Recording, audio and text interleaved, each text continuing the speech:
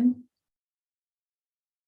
welcome everybody. This is our fourth and final STEM seminar for the summer. So I'm excited to have some guest speakers with us. I know the first three were just one primary speaker. And just for the guest speakers to know what you are walking into is an internship program that we've been running for this summer, where students have all been participating in different STEM related internships. Many of them are computer science related, but we've also got some psychology internships and astronomy, physics related internship.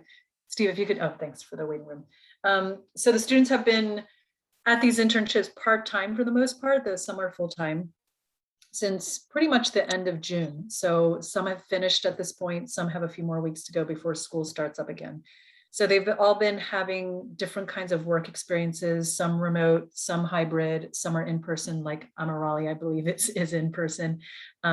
So it's been really, I think, hopefully a good learning experience for all of them. So today's panel is called From Foothill to the Workforce, and we've got four folks. I think 3 out of the 4 maybe are Foothill College alum, although we'll get to hear a little bit more about them in a minute. So for the students, as you are getting situated, if you could drop in the chat a little bit about yourselves. So the prompt would be your name, your pronouns, if you are comfortable sharing, your major, and what career you're hoping to follow, if you have an idea. If you don't, it's totally fine.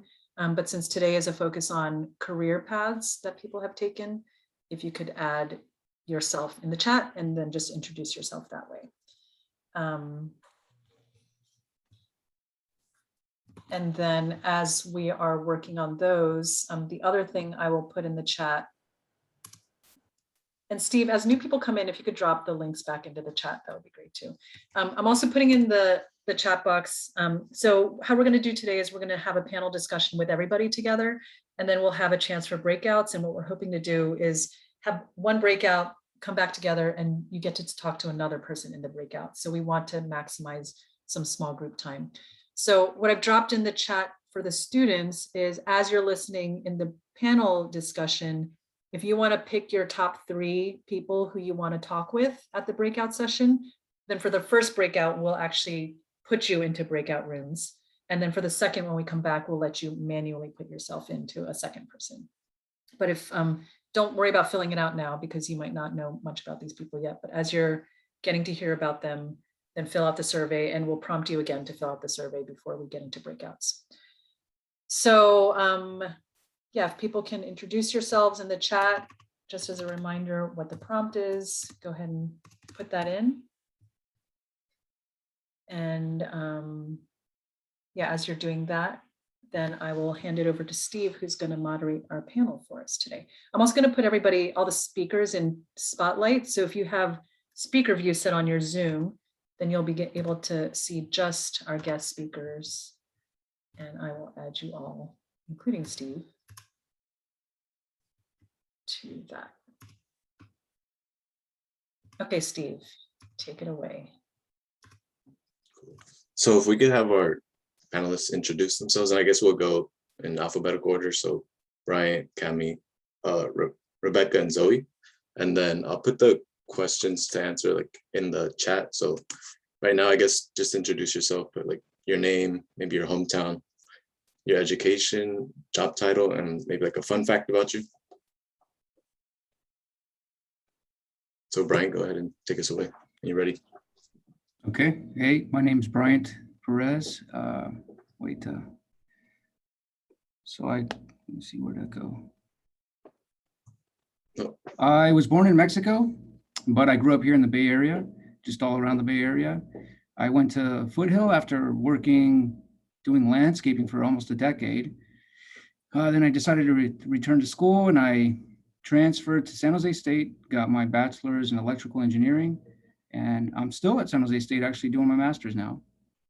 And I work for Artium Technologies, which is in Sunnyvale. It's a small company, and I just do engineering here. And one fun fact about me is I met my wife at Foothill. So, yeah. Thank you. All right, Cammy? thanks, Brian. Hey, everybody. I'm super excited to be here. My name is Camila Ramos. I was born in Colombia. I was born in Bogota, if you guys know where that is. I was raised here in the Bay. I've been here for 20 years, most of my life. I was raised all around the East Bay. I actually went to Chabot College before transferring over to Cal State East Bay, where I studied computer science. I'm actually still at East Bay studying computer science. I'm still actually finishing my undergrad. I have 2 more classes that I need to finish my degree. So I've been working full time and going to school at the same time for the last year and a half. What else are we asking for? Oh, education. So yeah, job title. I work at PayPal now as a software engineer, and I started at PayPal as an intern last summer. So not this one that just passed, but last summer. I was an intern, and there I got converted to be a full-time employee. And that's how I was able to finish my last year and a half of school and work at PayPal. And thankfully, because everything was work from home, that made it really easy and doable. And outside of PayPal stuff, I also run a nonprofit called STEM Tank that's based here in Oakland. And our mission is to produce more Black and Brown engineers and technologists. You know, we're living in an area that has a lot of Black and Brown people. And when you look at the technical workforce, it doesn't reflect that. And I'll talk about this a little more, hopefully, during the panel questions, but this came through my own experiences of being a Latina, being an immigrant at public high school and seeing all the barriers that there are to entry. So I started that nonprofit in 2018. I still teach for the nonprofit, so sometimes I teach. Now I mostly do admin stuff. And just to throw it out there, fun fact, I'm actually hiring for instructors. College students make some of the best instructors for kids. So if that rings a bell for anyone, just feel free to drop me a message. And a fun fact about me is I'm actually I'm trying to become a surfer. So I started surfing in Hawaii, like just on vacation. I took a class like everyone else, and I ended up really, really liking it. So when I came back to the Bay, I got a wetsuit and have been like trying to surf ever since. I'm still not that good. This was like 2 years ago when I first started, but I'm good enough now that I can surf on my own. And that's it for me. Thanks. Hi, my name is Rebecca. I also grew up in the Bay Area. So my education, I went to art school initially right out of high school. And then I dropped out, took some time to think about what I wanted to do, and then returned to Foothill, and then transferred to UCSD for a degree in cognitive science. And right now I work at UCSF as a data analyst in a lab that, well, we do lots of things, but primarily working with gene expression data from human brains. Let's see, fun fact. I guess at UCSD, I did an internship, where I got to work with dolphins. And that's it.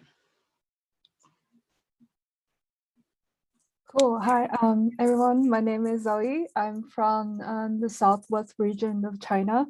I came to the US 7 years ago to pursue college education, and then I started studying Foothill, majoring in biomedical engineering, and then I transferred to Cal Poly San Luis Obispo and graduated last year with the bachelor's in computer science. So now I work for Apple and then as a AR VR engineer. Fun fact about me, I used to be a member of Glee Club at Foothill doing a cappella, and I changed my major 4 times throughout college, and then I love spicy food. That's it. Cool. Thank you guys so much for sharing. So we'll transition over to like the group session of questions. So we'll keep the same order of the alphabetical order. And I guess the first question to throw out is like, what got you interested in your area of your career? So my area is electrical engineering, and I've kind of been fascinated with just electronics ever since I was little. It's kind of interesting how we've harnessed this electrical energy, which is like invisible, and we've harnessed it to do all these really novel things. And so that's always fascinated me, and it still fascinates me. Is there another question? I guess we'll all like answer these questions and then we'll move on to the next question. All right. Okay, yeah. So for me, I forgot to mention, I'm sorry, I studied computer science in college. And what got me interested in my career, honestly, like I still don't really know the real answer to this, like the formal answer. The real answer is that I noticed that through studying in school, it was like a prompt we were given to look into the technical workforce of the Bay Area. I realized that there was no, there was like 2% of technical workforce was Latina. So I call it like, so have you guys heard the term test driven development? It's like a term in engineering where you like write tests first, right? So I call my career spite driven development. Like it came no interest at all. I had no interest in computer science. I had no interest in coding. My interest was solely based on why aren't there any of us in this field? And then how can I become one of them to then help other people get here? And like for context, I was always very into like social justice. I always thought I would be a teacher or like a social worker. So for me, that kind of just aligned. I was like, okay, this is a different version of social justice, is like me somehow getting into this space and then making a way for other women or people like me to get into the space. So short answer, no real interest, just kind of wanted to add to the number of Latina engineers in the world.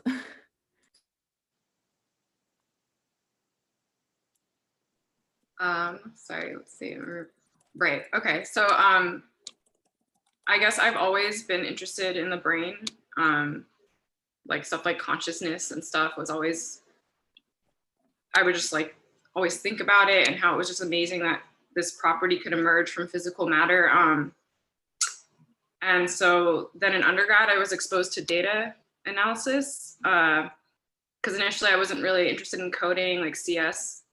I felt like I wouldn't fit in, partially because I was a girl. And so, but when I got exposed to it in the context of biology, like how you could use computer science or coding to make sense of biological data and ultimately, understand how the brain works more, then I was like totally sold. And so I knew I wanted to do something that paired coding or something like that, analyzing data with biology. And so here I am.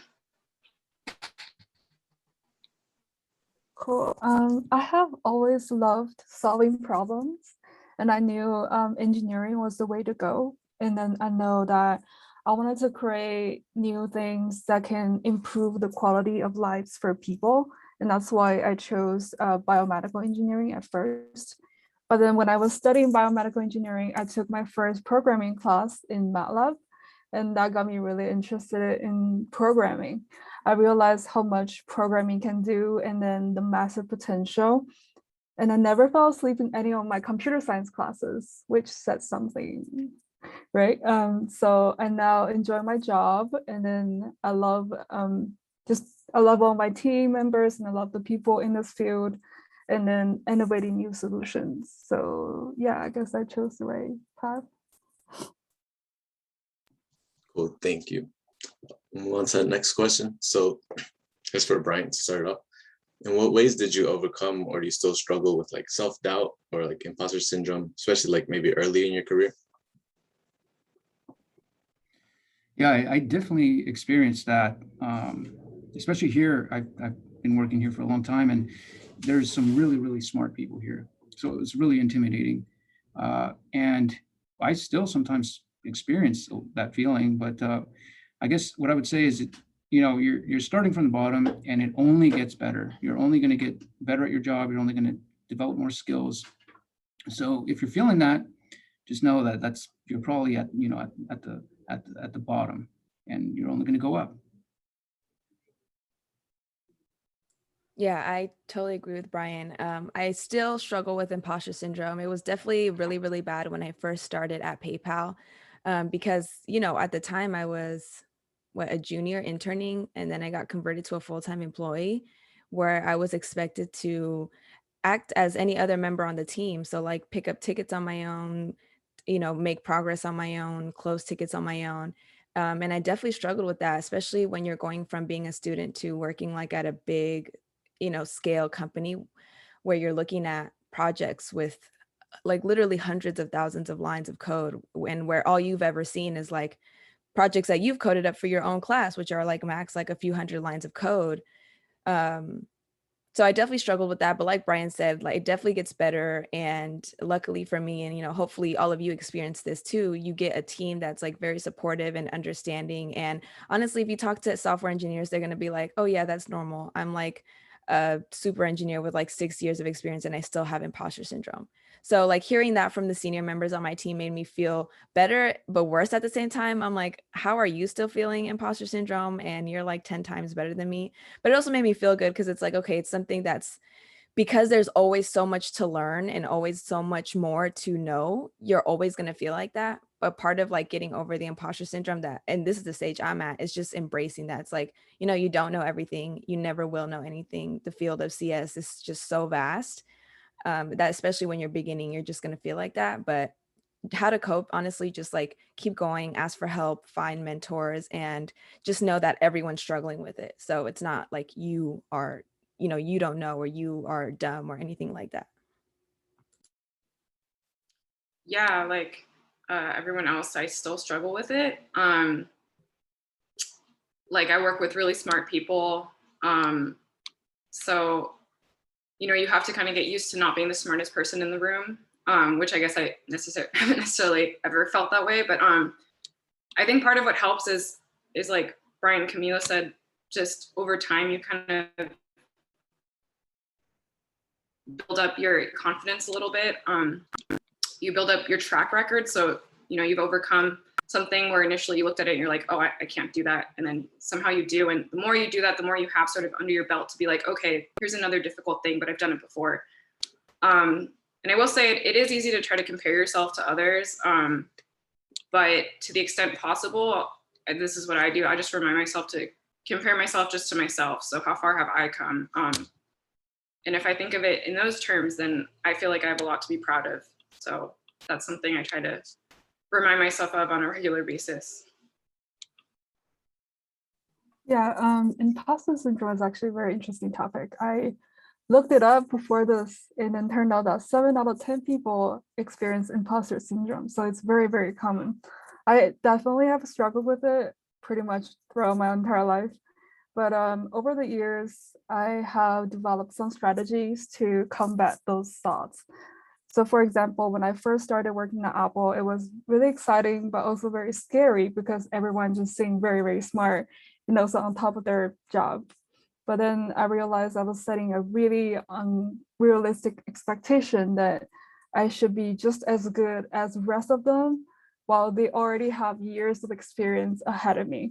So I also learned to create a profile of all my achievements. So I actually have a document of everything that I achieved, I did, and then the feedbacks I got from people, so that it reminds me of the fact that I'm making really good contributions to the team.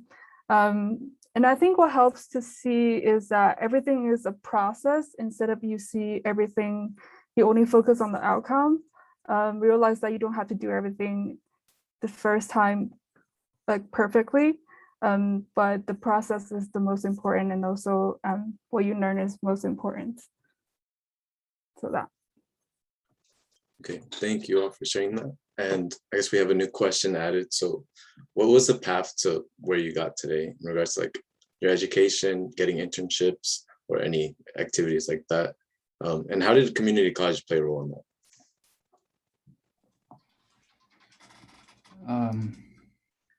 Well,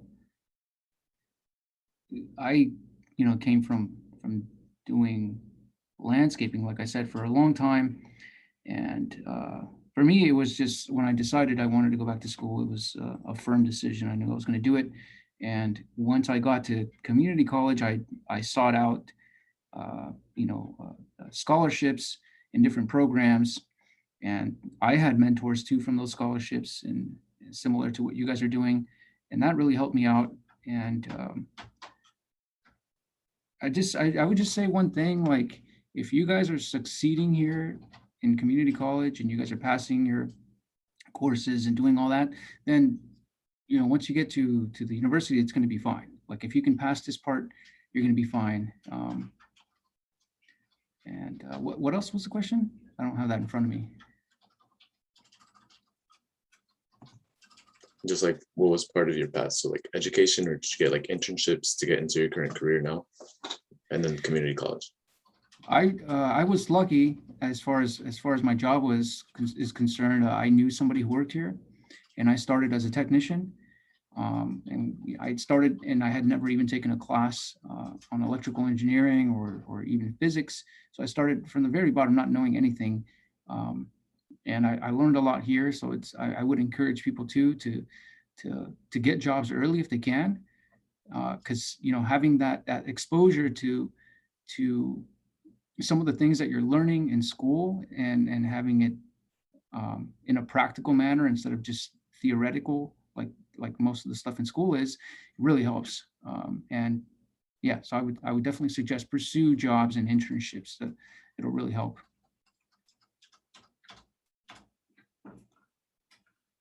Okay, yeah. So for my path was treacherous. So after high school, I took a gap year, and it wasn't planned. So I took a gap year because, okay, I have to speed through the story so the context makes sense. In San Leandro High School, that's the public high school I went to, there was not enough seats for AP Computer Science for all the students who were interested. So they had to do a lottery to see who got those seats. And if you didn't get a seat, you could try again next year. And for me, next year was too late because I was already a senior. So I was having like all this anxiety about how am I going to go to college as a CS major, but I've never taken a CS class. Like, I feel like I'm going to fail when I get to college. And at this point, I was supposed to go to San Jose State. That's the college that I got into and decided I would go to. And I was already into education back then. So I had already had like all this knowledge about how students of color, we fail one class and then we think we're not smart enough and we switch our majors compared to our white counterparts who fail and then just retake the class and keep going through their path as normal. So I was really scared of that happening to me. So I ended up taking a gap year where I did like one of those kind of mini coding boot camps where I got like my first exposure really to coding. And then after that gap year, obviously my acceptances to my colleges were, for the last year. So I couldn't take any of those. So that's why I ended up going to Chabot College because I lived in Hayward. It was just a school right next to me. Community college was such a great experience for me. Like, I got in touch with so many amazing teachers. I got like so much attention that you wouldn't have gotten at a big school. And while I was at school, I got 2 internships. So I got one at Sony and one at PayPal, the one that I was talking about. And this is kind of going back to what Bryant says. And I'm actually going to I'm planning to make a whole talk around this soon, but basically like starting early and finding your why early is really, really important because it'll help you make a path that no one else is able to make. So like my why was education. It's always has been. And then when I learned about coding disparities, it was like specifically STEM education. So because of that, both of my internships came to me. I didn't apply for either of the internships that I got. So for Sony, Sony, the team that I interned with, their job is to take new products to market. So products that are new to the market and have no competitors, that was their job. And one of the products that they were bringing to market was an educational product. So they called me up and they were like, hey, we know that you're into coding. Like, we know that you're into teaching. Like, do you want to try out these products for us? And then fast forward like 2-3 years later, they call me up again and say, hey, we're doing a workshop to try to get more teachers to use our product in the classroom. Can you teach it? I was like, sure. And then at that workshop, I mentioned it was May. I was like, I've been looking for an internship for a few months, can't find one, like, just making conversation. And they're like, why don't you intern for us? You know our product well, you've worked with us already well, and you're an amazing, teacher. So why don't you do that? So that's how I got that internship. And then the PayPal one happened in a similar way where the hiring manager, I'm a recipient of the scholarship called Latinos in Tech, which if you guys haven't heard of it, Latinos, you should definitely look into it. They have 100 scholarships every other year and they waste about 40 of them because they don't get enough applicants. Anyway, so I was a recipient of that scholarship and the hiring manager reached out to that fund and said, hey, can you give me the resume of all of your scholarship recipients? And he found me through there, again, through my work with education. And he was like, I love what you're doing. I love your passion. And all of this is to say, right, like all of this happened because I found my why early on in my life and my career. And I did that, right? Like I started teaching, I started my nonprofit, like I found my own path. And because of this, people started noticing my work and wanted me to come work on their teams. So I hope that answers the question. I know that was very meta, but like that really is some of the best advice that I'm giving my younger siblings and like family members now is like find your why.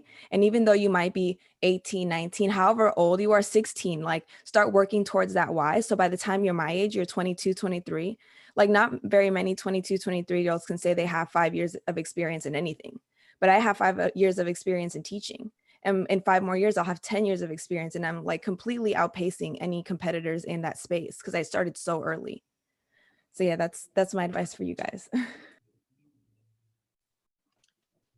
Yeah, my path to where I am, I kind of touched on it. I guess I thought I was going to do art right after high school, tried that, dropped out, sort of was like, I don't know what to do, but I've always been interested in like the brain, how the brain works. But I kind of was like, that's not for me. I'm not going to be smart enough. I didn't really do well in math or school in general when I was younger, but I kind of just saw community college as a chance to start fresh. And Foothill was an amazing place. So maybe because I was a little older when I came back, but I was in my early 20s. And I really sought out like office hours with professors. And in my experience, Foothill teachers are incredible. They, to the extent they can, they'll really give you the time. And, compared to like courses at, these four-year universities, like good luck getting face-to-face time with your teacher. So I would say totally take advantage of that at Foothill. And so specifically at Foothill, I formed a pretty close relationship with one of the math teachers there. And then when I transferred to UCSD, I applied to a program called UC Lead, people interested in STEM graduate education. And he wrote me a letter of rec and I got in. And then through that program, I interned at UCSF in the lab I work for now. So there was a very like direct sort of, connection between like what happened to me at Foothill and where I got today. So, I mean, I would just say, as much as I personally hated hearing this, like making those connections, if it's just with teachers, but having that personal relationship with people, because it's just so hard and competitive when you just have your name on an application. And even though you have all these achievements, oftentimes you need some, something else to help you stand out. And so I would say, I mean, you guys are already, if you're listening to this, are already doing an internship program. So you're definitely doing the right things, but yeah, I guess that's it. So I went to Foothill as a psychology major, and then I switched to biomedical engineering soon after. I think my experience at Foothill has definitely helped me building solid foundations in all the math and science classes. All the teachers were super, super helpful. And then they also like genuinely want to help you. And I also noticed that the professors at Foothill, they teach you on all levels. So they make sure that you understand. Comparing to my university, the professors more rely on you like understanding everything. So definitely take advantage of the professors and office hours there. And I also took my first programming class at Foothill, which helped me realize my passion in computer science. When I transferred to Cal Poly, I was still a biomedical engineering major student, so I was not able to find any internships or jobs because I have no experience and have not taken any classes in computer science. So I started finding jobs in school, and I found this one in IT department at my school, and I was writing automation scripts for them to automate some phone transformation things. Anyways, so that gave me something to put on my resume. And I've always been struggling with financially during my college years. So that gave me motivation to search for internships and jobs. And after I changed my major to computer engineering, I got an internship at Sonos. It's a company that makes speakers. I don't know if you guys ever heard of it. So that also was very helpful for me to realize that's not what I wanted to do. So what my advice will be to try as much as you can. And if you don't know like what you're passionate about, apply for internships, talk to people that work in the jobs, ask them how their jobs are like this seminar is great because then you will like get exposed to like what jobs and companies are like. and then also look into different scale companies. Like Sonos is a middle-sized company. I've also internshiped in My Body, which is a smaller company, in AI, which is totally different field. So that helped me realize, oh, what I like and what I don't like. I was also really active in school and like the student clubs. So the clubs I was in, one of them was called Polysat, that they're doing satellites and they write like system softwares. So that's another aspect of software where I was not exposed to if I have not joined the club.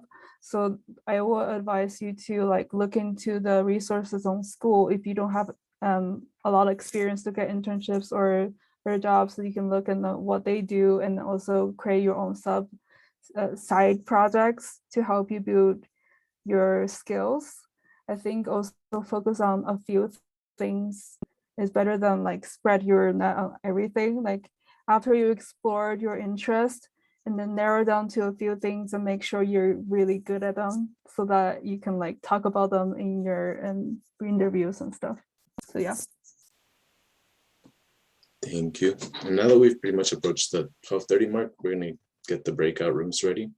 So also this goes to the interns. When you are in those breakout rooms, make sure to introduce yourselves. So your name, your major, your internship, and then feel free to ask questions to any of the panelists. So Sophia, could you get that set up? Oh. Yeah, we're almost done. I think I'm waiting for a few more people. We're going to do 2 rounds of this. So I'm putting people to try to make the groups a little bit spread out. So if you don't get your first choice the first time, the second time around, you can go to a first choice person.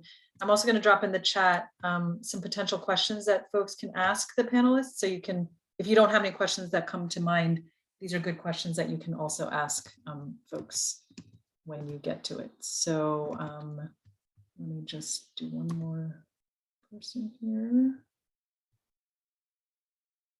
Oh, sorry.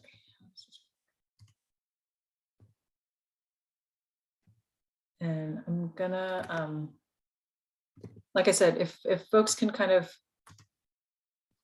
yeah, you might not get your first choice the first time around, but the second time you can definitely move around a little bit. I'm trying to make the groups a little bit more balanced here. Okay, so we'll do about 15 minutes and then we'll bring everybody back and then we'll do a manual choice of the Zoom rooms and we'll go back into that. Okay, see you all in a little bit. Okay, is Steve here? Hey, Steve. So do you want to wrap up with our final question and then we can send our panelists off? And I'm going to add spotlight to the speakers again to just.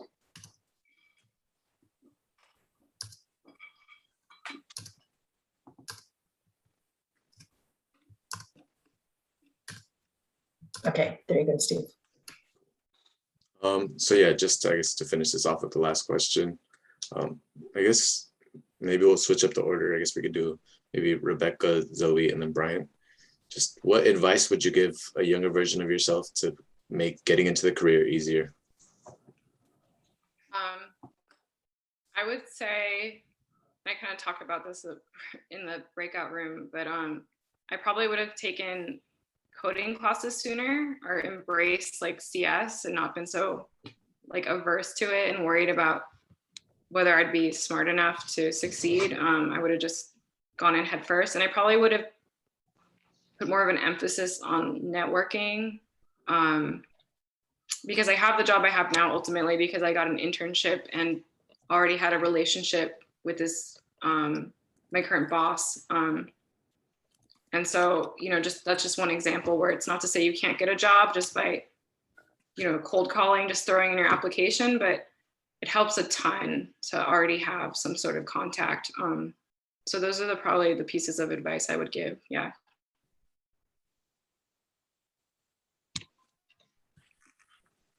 I would say make more connections and join more clubs and do side projects to explore your interest.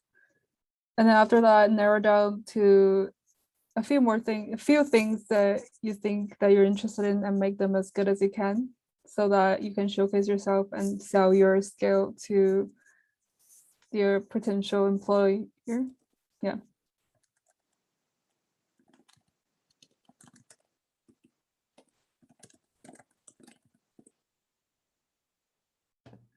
I would say, do as many internships as you can.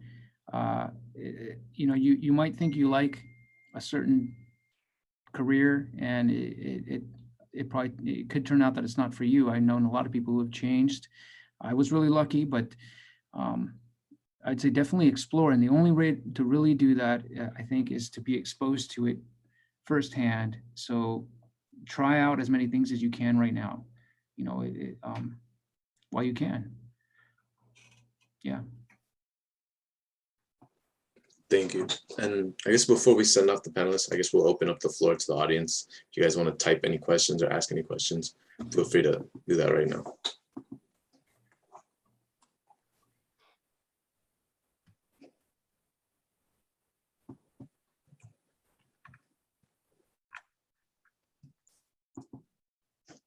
Anyone have any questions? Thank you so much for having this panel. This question is specifically for Zoe. You talked about doing some side projects on your own.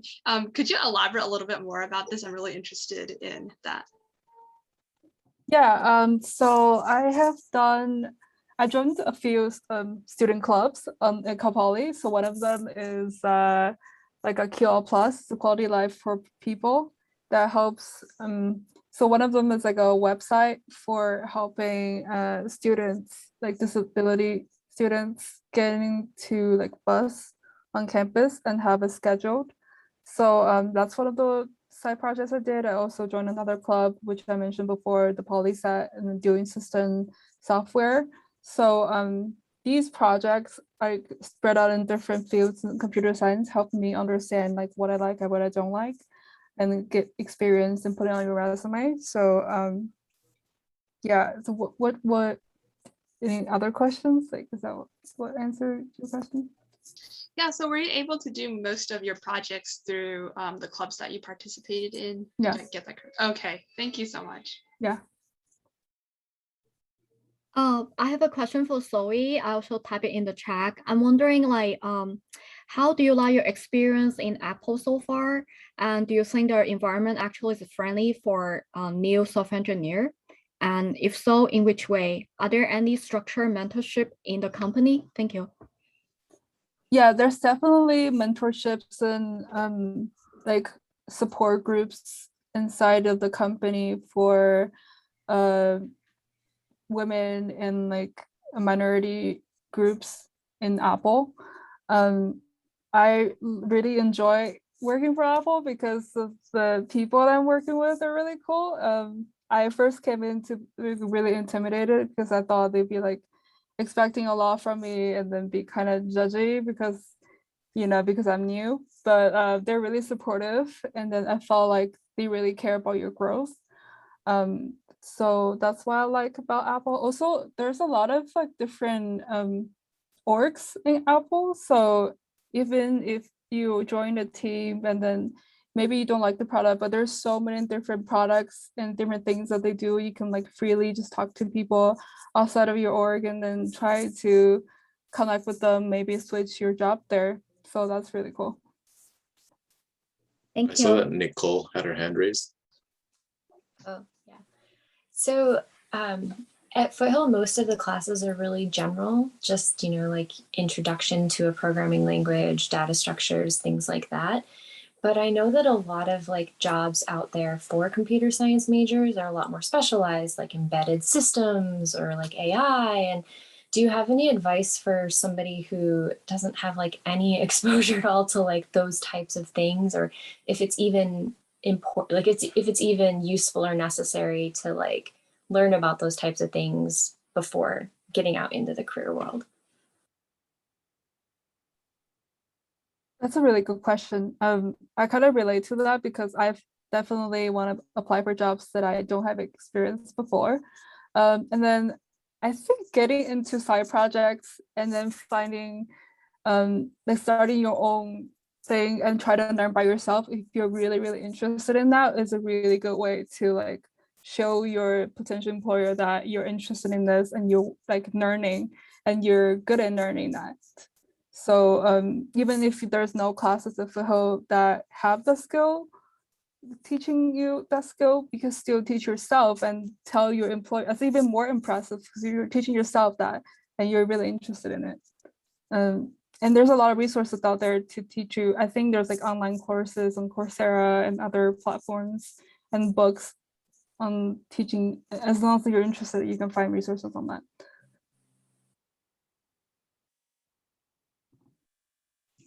Any last questions? I have a question for Zoe. So is there any program for that you know of for under or for minorities students who want to intern at Apple? I know that Apple does this, is also participate in the Grace Hopper conference. So they have links for you to apply for women that are interested in computer science. You can apply to their Grace Hopper special link. So that's like a way for them. They also like go to colleges and talk to people. So yeah, I'm not aware of any other ones specifically, but I can get back to you if I find more resources. Oh, thank you. Okay, now that we've reached about the 1:15 minute mark, I guess we can just thank the panelists now. So if you want to write something in the chat or maybe say something, we just want to say thank you so much for being here. And then, are they still here? Yeah, thank you for sharing your knowledge and your experiences. Yeah, this for the students, if you all could stick around, we're going to wrap up with a few final things. But yeah, to the guest speakers, thank you all so much for coming, Zoe, Bryant, and Rebecca. We really appreciate your taking your time on this Thursday, I guess, during lunch to hang out with us. Can everybody put some thank yous, and then you all are free to go. Thank you again. Feel free to drop your email if you're okay to being reached out to. Great. Thank you all so much. I'll also drop in the chat before Camila left. She also shared this resource in our breakout room. One is a YouTube channel where she's posting information about technical interviews and just kind of things about job tips that she felt were helpful. And then Leap Code was another resource that she shared. So especially for those of you who are CS and looking for tech jobs in the future, she said she'll be sharing resources there. So two things to wrap up with before everybody leaves. One is an exit survey. So just sharing your reactions and thoughts from our speakers. This form also leaves a spot for you to share a thank you message and appreciation message to a guest speaker from today. And what we'll do is put all those messages into a thank you card that we'll send to each of the speakers. So if you could take a few minutes to fill that out. Don't leave yet after that, and then we'll wrap up for the session today. Together. So actually, I don't need to record this. Never mind.